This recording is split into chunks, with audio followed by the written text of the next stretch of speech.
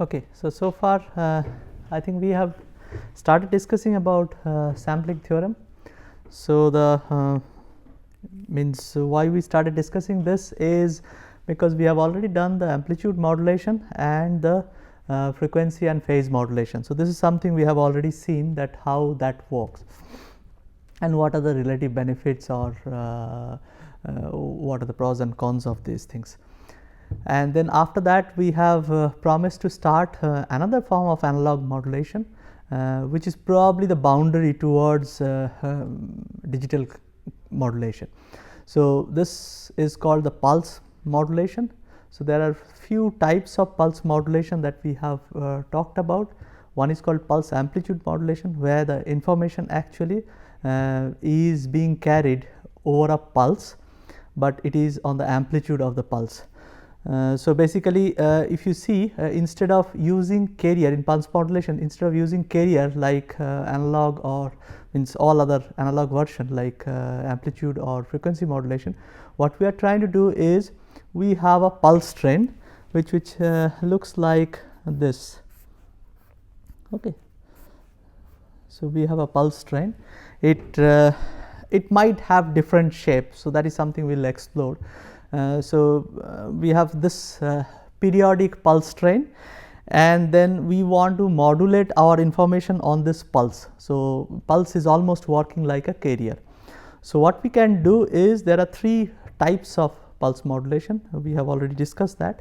One is pulse amplitude modulation. So in pulse amplitude modulation, what we do, suppose we have a message signal. Okay. So depending on and suppose this is the pulse train which goes like this. Okay.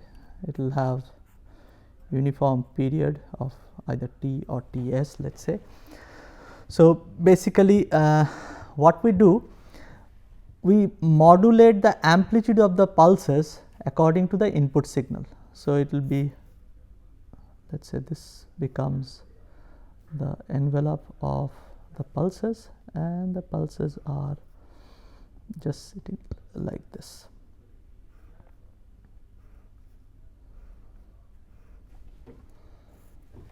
So basically the amplitude of the pulse, or the relative amplitude of the successive pulse, actually carry out the message information. So this is one kind of pulse modulation. This is called pulse amplitude modulation, or PAM. So that is something we have seen. We have also we have talked about very briefly other two version of pulse modulation. One is called the pulse width modulation. So like in the carrier we had amplitude, we had frequency and phase. For pulse also there are few things which actually can tell us about modulation or possibility of modulation. So one is of course the pulse amplitude, that can be varied.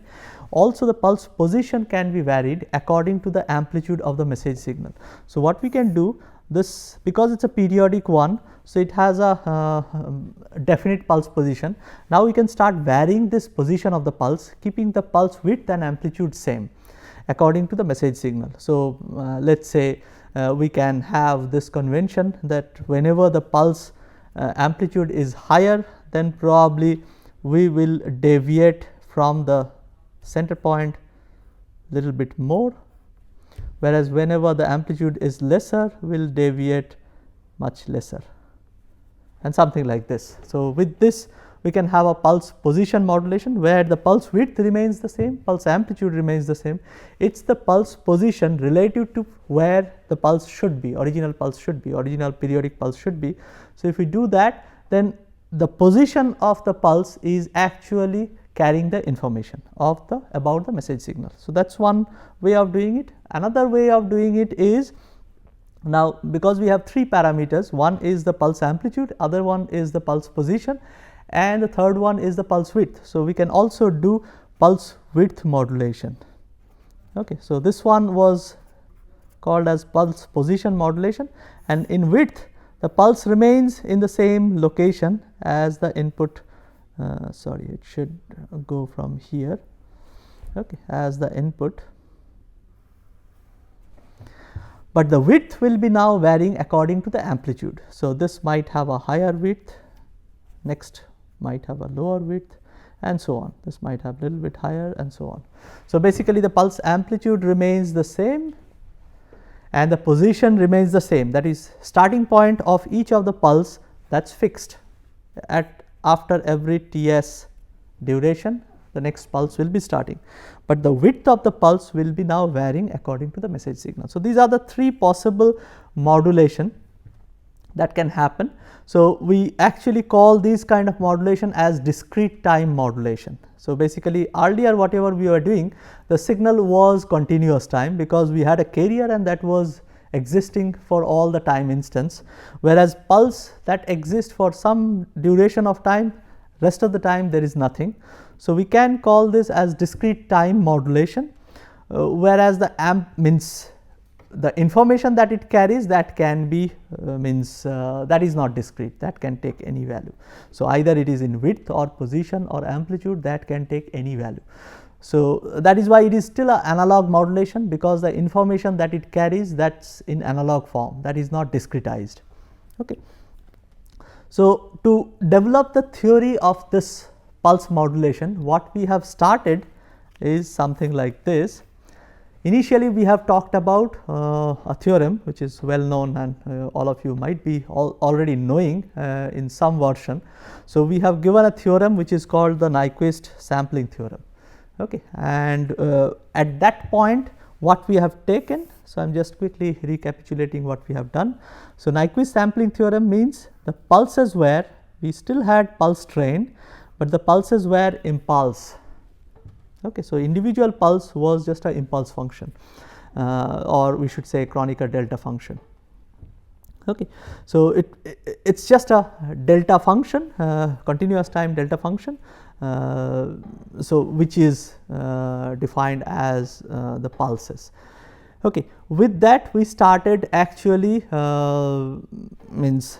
started doing almost like pulse amplitude modulation, or we were rather telling that because it is an impulse function. So, we were actually telling them as if we were taking samples of the signal. So, if we had a signal, we are just multiplying by this. So, because if we multiply by delta, it will just pick the sample at that instance. So, it was just picking this instances, the sample value at that instances, and these sample values were now were represented as discrete time continuous amplitude. So, it is still analog signal.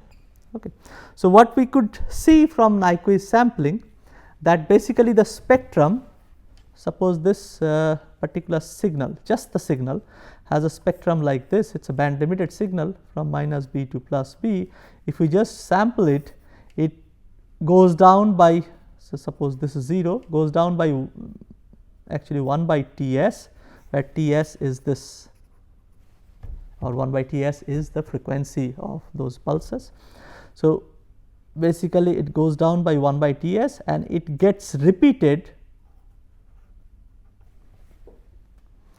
at the sampling frequency. So, basically if this is 1 by Ts, so this will be 1 by Ts, next will be 2 by Ts and so on, and similarly it also gets repeated over here minus 1 by Ts, or you can call that as Fs. Okay. So, this is what happens, and then whenever you do sample, why we are sampling it, we want to reconstruct the signal. So, that was our target, that if we sample it, we should have provision to extract the signal.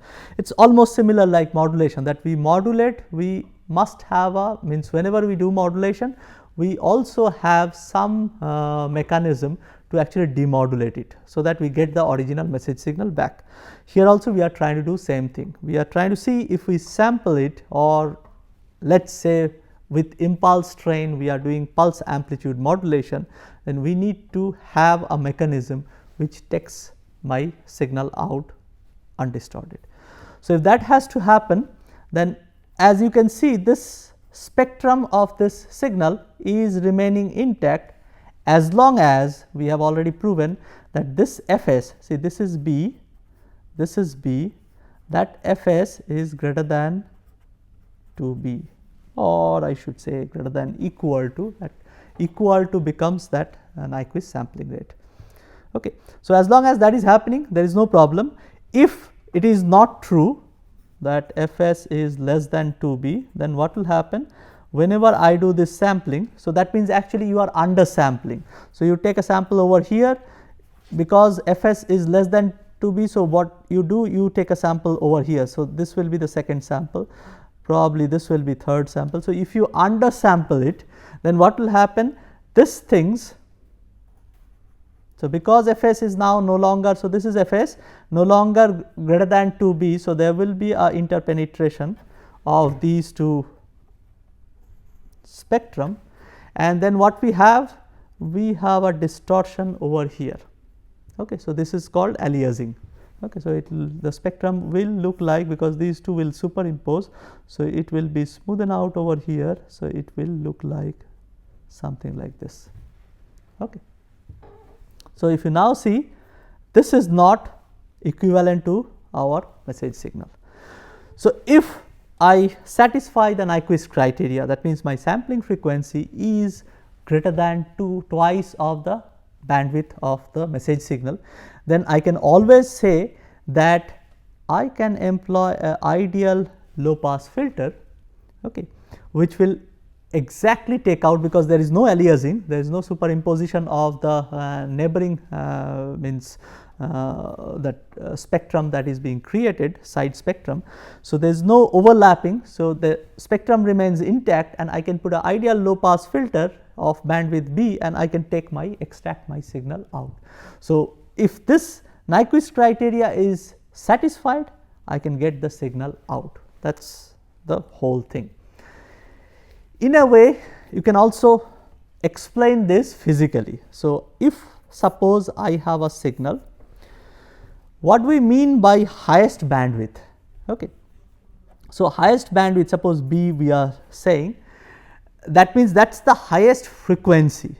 So, over a unit time, because this is the highest frequency, so there will be restriction of rate of change of this signal. So, basically if my sampling rate is somewhere related to this particular bandwidth, so basically I will ensure that I sample at an instance where I can still have the tracking of the signal.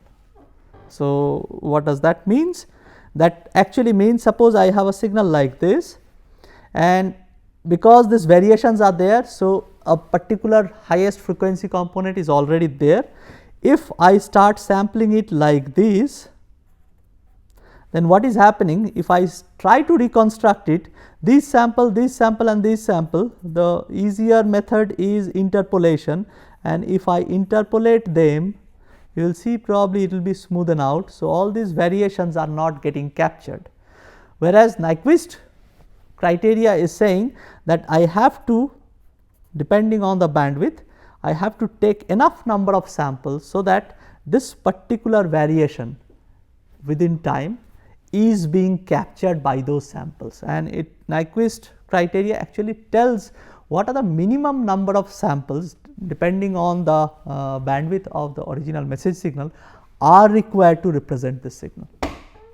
Okay, so, this is something we have already done. We have proven the Nyquist theorem also, and we have done another part of it, which is called the interpolation theorem. So, basically what we have shown through interpolation theorem. So, I am just recapitulating all these things.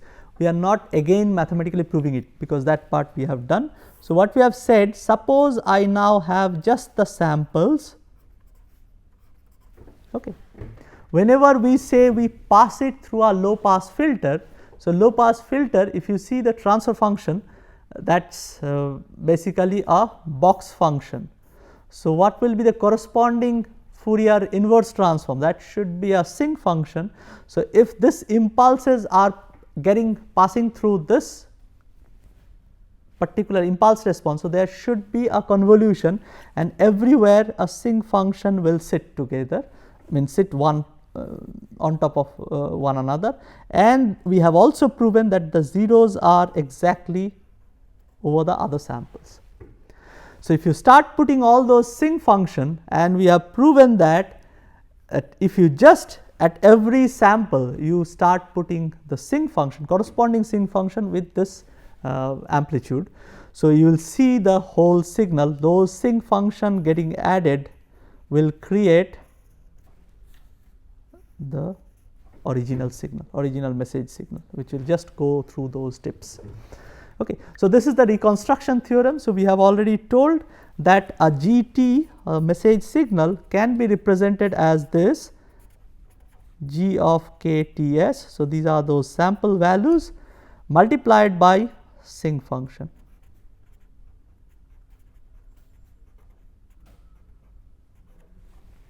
Okay. Sinc function appropriately delayed. So, depending on the value of k. So, that is why you are putting a sinc function over here, depending on the value of k. If k is 0, you put a sinc function over here, k is 1, you put a sinc function over, and so on. Okay. So, accordingly you fill up all the sinc function, and that should give you the original message signal back. Okay. So, this is called the interpolation theorem. So, basically Nyquist sampling theorem and interpolation theorem together, they tell us that those samples, whenever you follow the criteria of Nyquist sampling, those samples are good enough to represent the signal. Okay. If you just pass it through those samples, if you just pass it through a low pass filter, you probably get your signal back. So, this is a very important result, and this also gives us some possibility of again multiplexing signal. So, that is something let us try to see what happens exactly. So, basically suppose the multiplexing was one of the important thing that was required for our transmission. So, we have said that suppose I have multiple signals, okay, and I want to simultaneously transmit that over a same media. So, let us say AR is the media, or if I have a wired media. So, everybody wish to actually simultaneously communicate through that same media. Okay. So, this is something we have done in amplitude modulation or even frequency modulation, so or general modulation theorem. So, what we were doing, we were actually in the same media, we were modulating with a different frequency of a carrier. So, what was happening in frequency domain, they were, suppose this is F corresponding to F1, this is F1F, okay, this is F2, or let us say G1F, G2F, and so on. So, this is at Fc, this is at Fc dash. So, we put them in different frequencies so that they coexist in different frequency band, and whenever we have to demodulate, we first employ a band pass filter. We have already seen that band pass filter is probably the first part of demodulation. So, we employ a band pass filter which is exactly matching with the desired signal. So, basically the desired signal will be at some frequency. If I already have understanding, means I know already that frequency. So, I will be putting my band pass filter centered around that, so that I can just filter out the desired signal and I can reject all the other signals. Okay. This serves two purposes. We have already seen that one is that it actually means take the desired signal, and also it rejects some of the noise which are present in the entire band. So, this is something we have done, and this particular technique was named as FDM, frequency division multiplexing. Okay. So, we were trying to do frequency division multiplexing over there, so that we can reuse the channel for means actually putting simultaneous transmission. Okay. So, this is something we have already discussed, we have done that through modulation. Now, by this sampling theorem, we have another opportunity. So, what is happening in sampling theorem? We suppose I have a signal, let us say that is again G1T. Okay. I put few samples to represent it. Now, if you just see it in time domain, these samples we have already proven through interpolation theorem that they are the sole representative of the entire signal. So, I do not need all the description of this signal for the entire duration of time. I can just take those few samples, that means discrete time description of the signal is good enough for me to represent the whole signal. Okay. if the signal is band limited, as Nyquist has already pointed out. So, if this is something which is happening, then I know that these samples are good enough to represent the signal. So, basically what this is doing, the sampling theorem is doing, it is freeing up some of the time which are not being utilized now for transmission of the signal. So, whenever we transmit the signal now after doing this sampling, we will be only transmitting those samples. So, only few instances of the entire timeline I will be transmitting those samples. Rest of the time my transmitter as well as my receiver will be idle. So, I can actually employ these things to multiplex other signals. Okay. So, that is my purpose now.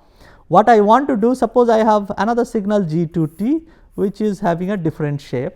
So, I also can sample. So, this was the sampling instance. So, these two signals simultaneously exist. So, time has unique definition. And what I do, because I know that these particular parts are free in time domain and my sampling does not say exactly where from I start sampling. It can be anywhere, but only the regular interval should be maintained. So, if these two have equivalent bandwidth, okay, so that means this also is having B, maybe the shape is little bit different. So, minus B to plus B, and this is probably another voice signal. Suppose let us say this is voice signal. So, this is 3.4 kilohertz.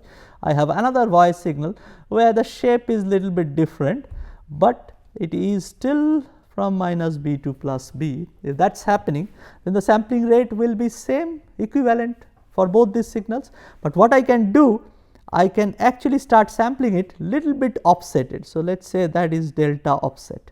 So, then because the sampling rate is same, so it should be second sample also should be delta offsetted and so on for every other samples. Now, what I can do, I can actually superimpose these things or add these two signal and transmit in the channel. So, how that will look like? So, there will be one sample from here, next sample will be from here, then one sample from here, next sample will be from here. So, if you just keep doing that, one sample from here and next sample from here. If we start joining the corresponding sample tip, you will get your original message signal back, but these samples will coexist in the channel. Now, what I have to do is, if I do this at the other end, I need to know exactly, the timing is very important. Earlier what was happening, when I was doing frequency division multiplexing, the frequency was important. The frequency information should be known, that which center, which carrier frequency I have modulated, I have to put my band pass filter accordingly. Here the multiplexing is being done in time domain. So, that is why it is called TDM, time division multiplexing, and the time information is very important. So, I need to precisely know where my first signal samples start.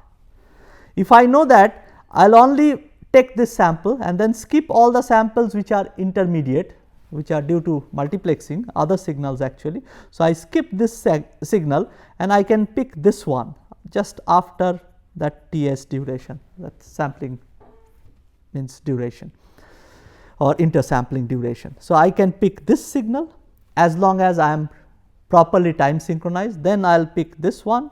So, I will be picking my signals and then I reconstruct, that means I just pass it through a low pass filter, I reconstruct the whole signal and I get back my original signal. Okay. So, this is something which is possible. So, this has been made possible because of sampling theorem. So, you have seen there was probably in communication or analog communication, I should say there are two fundamental theorems.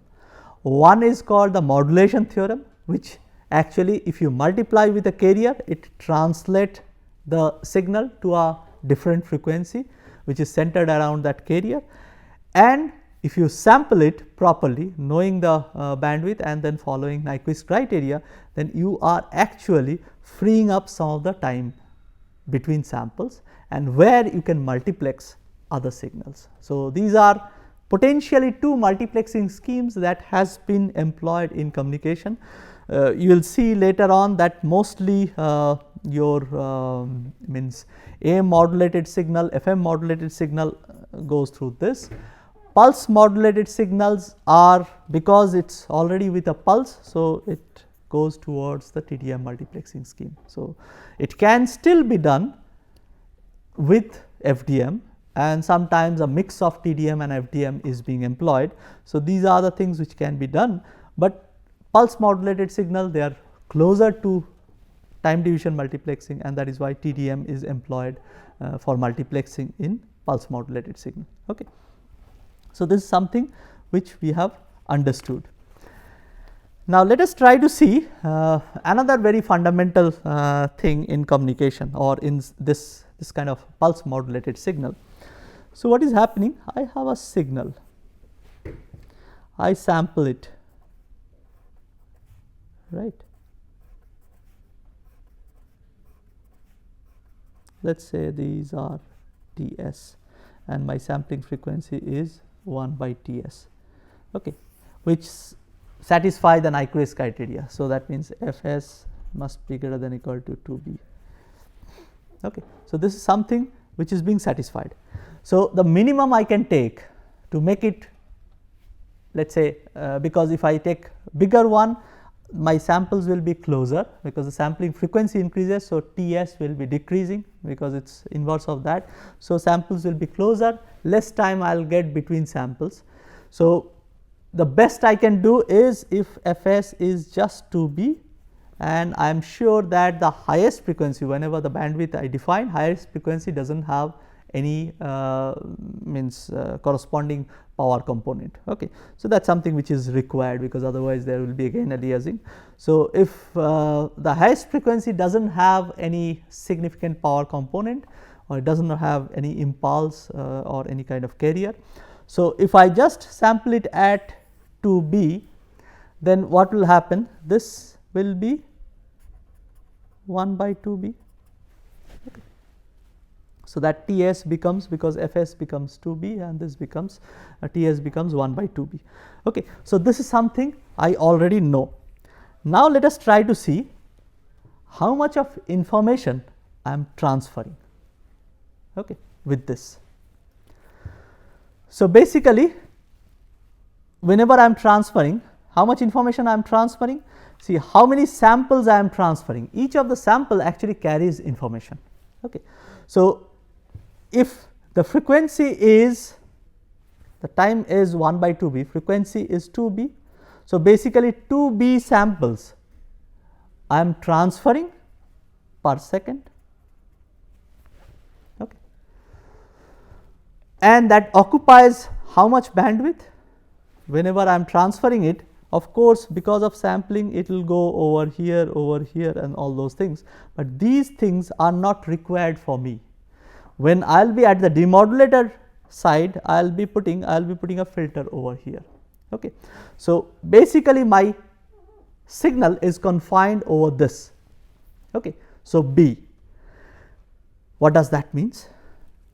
So, basically this 2b samples I can now transmit with b bandwidth, because that is this 2b samples I am transferring, those are the information. So, 2b information per second I can transmit with b bandwidth, okay, or b Hertz bandwidth if it is represented in f domain, not in omega domain. Okay. So, with b Hertz 2b information I can transmit. So, per Hertz how much information I can transmit? Basically 2 information per second. So, this is a very fundamental result of, means later on you will see for digital communication this is probably the most fundamental result, that every Hertz, if you do sampling, every Hertz possibly carries 2 information, whatever that information is, per second. Okay. So, every Hertz is capable of carrying 2 information per second. This directly comes from the Nyquist sampling theorem. Okay. If you do sampling little bit if you do oversampling, probably this will be little lesser, but this is the best you can do. Every Hertz at most can transmit 2 Hertz per second. Okay.